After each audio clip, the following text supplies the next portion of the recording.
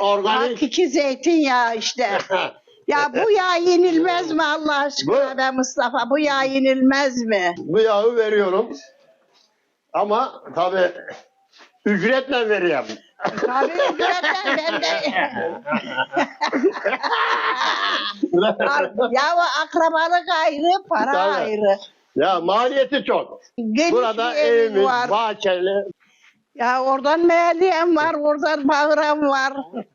İşte üzümleri burada yığılı. Bunlar üzüm. Gördüğünüz gibi İki yeni karışık birbirine. çiftçiyiz. Evet çiftçi. Üzümü attık ambara ama tabii savrulacak. İşi var daha.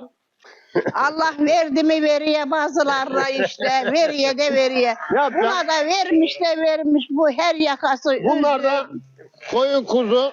Ne yapacaksın? Bunlara da şöyle Oh koyunlar da var ya. bak Koyunlar şöyle da. yiyecek veriyoruz. Organik. Bunlar organik. Ah maşallah bunlar yer böyle.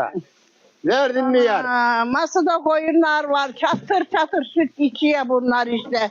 Sağıya Bunlar yiyorlar. damızlık.